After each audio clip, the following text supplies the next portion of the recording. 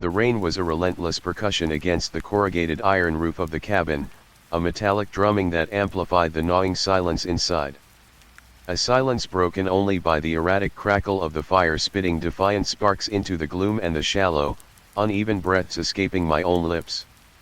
Outside, the storm raged, tearing at the ancient pines that clawed at the sky around the isolated clearing. Trees groaned like tormented beasts, their branches flailing in a frantic dance against the wind. I hunched deeper into the worn, threadbare armchair, the damp chill seeping into my bones despite the fire's meager warmth. The single-room cabin, inherited from my estranged grandfather, felt less like a sanctuary and more like a mausoleum. I'd come here seeking refuge, a place to escape the suffocating weight of grief that had clung to me since my wife, Sarah, had been taken.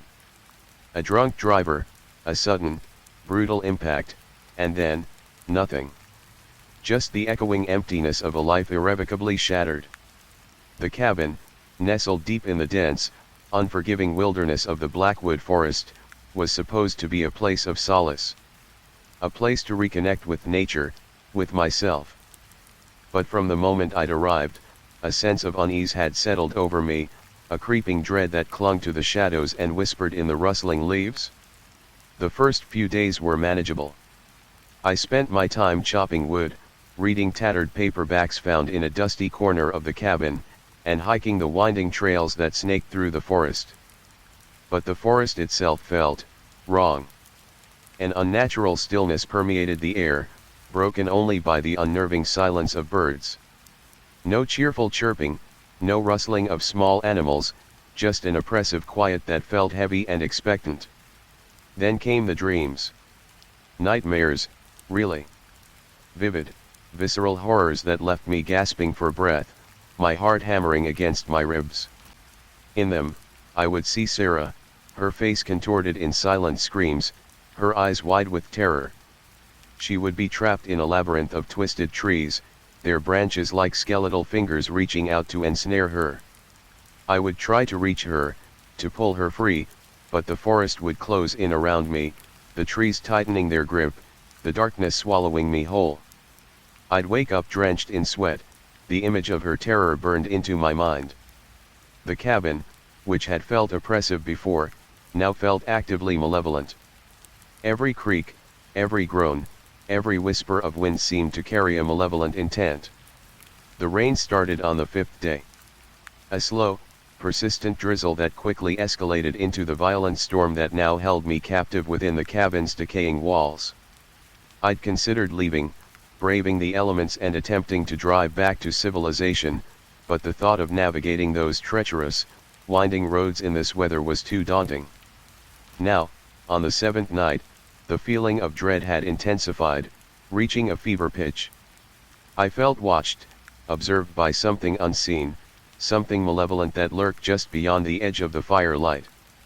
The feeling was so palpable that I constantly found myself turning, scanning the shadows, my hand instinctively reaching for the rusted axe I'd placed beside the armchair. The fire began to dwindle, the flames flickering weakly, casting long, dancing shadows on the walls. I reached for another log from the pile beside the hearth, the rough bark scraping against my skin. As I tossed it onto the embers, a strange sound reached my ears. A scratching. A low, rhythmic scratching coming from somewhere outside the cabin. My blood ran cold. I froze, every muscle tense, my breath held captive in my lungs. The scratching continued, a persistent, unnerving sound that sent shivers down my spine. It seemed to be coming from the back of the cabin, near the small, boarded-up window in the makeshift kitchen. I slowly rose from the armchair, the wood groaning beneath my weight. The axe felt heavy in my hand, but the weight was somehow reassuring. I crept towards the back of the cabin, my senses on high alert, every nerve screaming. The scratching grew louder as I approached the boarded-up window. It was definitely coming from outside, something scraping against the old, weathered wood. My heart hammered in my chest, a frantic drum beat against the silence. I peered cautiously around the corner, my eyes straining to penetrate the darkness beyond the boarded-up window. The rain lashed against the cabin, blurring the already indistinct shapes of the trees. But then, I saw it. A figure. A hunched, shadowy figure standing just outside the window, its back to me. It was tall and gaunt, its limbs unnaturally long and thin. It seemed to be scratching at the wood with something in its hand. Fear choked me, paralyzing me in place. I couldn't move, couldn't speak, couldn't even scream. I just stood there, frozen in terror, watching the figure as it continued its relentless scratching. Then, it turned. Slowly, deliberately, it turned its head towards me. And I saw its face. Or rather, what was left of it. The face was a grotesque mask of decay, the skin stretched taut over bone, the eyes hollow and black, like empty sockets staring into my soul. The nose was gone, leaving a gaping hole in the center of its face, and the mouth was a jagged, lipless wound, revealing rows of blackened, decaying teeth. But it wasn't the horrifying disfigurement that froze me with terror. It was the recognition. The face, despite its grotesque condition, was familiar. Horrifyingly familiar. It was Sarah. Or what was left of her. A silent scream tore through my throat, but no sound escaped. I stumbled back, dropping the axe with a clatter, my mind reeling, refusing to accept what I was seeing. Sarah was dead. I saw her body. I attended her funeral. She was gone. But she was standing there, just outside the window, her decaying face contorted in a silent, accusatory scream. The figure raised a hand, a skeletal hand with long, bony fingers, and scratched again at the boarded-up window. The sound was deafening, a screeching assault on my sanity. And then, she spoke. Her voice was a raspy whisper, a guttural croak that seemed to emanate from the depths of the earth. "Help me," she croaked, her voice barely audible above the roar of the storm. "He's keeping me." He? Who was he? My mind raced, trying to make sense of the impossible. Sarah was dead. She couldn't be standing there, outside the window. This had to be a hallucination, a nightmare brought on by grief and isolation. But the figure outside the window was undeniably real. The decaying flesh, the hollow eyes, the rasping voice, it was all too vivid, too visceral to be a figment of my imagination. Who? I managed to choke out, my voice trembling. Who is keeping you? The figure hesitated for a moment, its decaying face twisting in what might have been a grimace of pain. Then, it spoke again, its voice even weaker than before. "The old man," she whispered. "He lives in the woods. He takes us. He never lets us go." The old man? I'd never heard of any old man living in the woods. Just my reclusive, recently deceased grandfather and now me.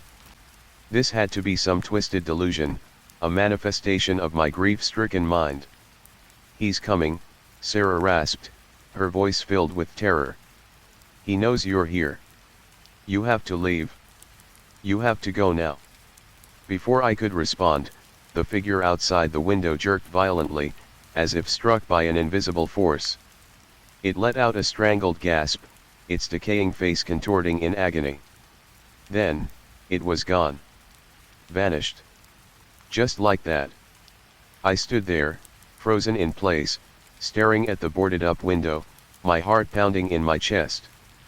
The rain continued to lash against the cabin, the wind howling like a banshee. The silence that followed Sarah's disappearance was even more deafening than the storm. I knew I couldn't stay there any longer. Whatever was happening, whatever malevolent force was at play, I had to get out. I scrambled to gather my belongings, throwing clothes into a backpack, grabbing a flashlight and a map from the dusty shelf. I didn't care where I went, as long as I got away from that cabin, away from the Blackwood Forest. As I was rushing towards the door, I noticed something glinting on the floor near the boarded-up window. I hesitated for a moment, then cautiously approached. It was a small, tarnished silver locket. I picked it up, my fingers trembling. The locket was intricately carved with a delicate floral pattern. I recognized it instantly. It was Sarah's. I had given it to her on our first anniversary. She had worn it every day since. I opened the locket, my heart sinking. Inside, there were two tiny photographs. One was of Sarah, smiling radiantly, her eyes sparkling with happiness. The other was of me. But it wasn't a recent photograph. It was a picture of me as a child, standing in front of the very same cabin, holding a fishing rod, my face beaming with innocent joy. A wave of nausea washed over me. I felt like I was going to be sick. How could Sarah have a picture of me as a child? She had never even met my grandfather, never even knew about this cabin until after his death. Unless. A horrifying realization dawned on me, a chilling understanding that sent shivers down my spine. Sarah hadn't been warning me about someone else. She had been warning me about myself. The old man. The old man wasn't some malevolent entity lurking in the woods. The old man was me. Or rather, the man I was destined to become. The isolation, the grief, the oppressive atmosphere of the Blackwood Forest, it was all changing me, twisting me into something dark and malevolent. The cabin wasn't a refuge. It was a trap. A place where the darkness within me could fester and grow, until it consumed me completely. And Sarah? Sarah wasn't a victim of some unknown predator. She was a victim of me. I remembered the dreams, the nightmares where she was trapped in the labyrinth of trees. I had dismissed them as mere figments of my imagination, but now I understood. I was the labyrinth. I was the one who was keeping her trapped. The figure outside the window, it wasn't Sarah's ghost. It was a glimpse into the future, a terrifying vision of what I would become if I stayed in that cabin. I had to get out. I had to escape the Blackwood Forest before it consumed me completely. I turned and fled, bursting out of the cabin and into the raging storm. The wind tore at my clothes, the rain stinging my face, but I didn't care. I ran blindly through the trees, my heart pounding in my chest, my mind racing with terror. I had to escape. But I knew, deep down, that it was already too late. The old man was already inside me. He was whispering in my ear, feeding on my grief, fueling my despair. And he wasn't going to let me go. I stumbled through the undergrowth, the branches tearing at my skin, the mud sucking at my feet. I could hear the sound of pursuit behind me, a rustling in the leaves, a snapping of twigs. He was coming for me. I glanced back, my heart leaping into my throat. There, in the darkness between the trees, I saw him. A tall, gaunt figure, its limbs unnaturally long and thin, its face a grotesque mask of decay. It was me. Or rather, the man I was destined to become.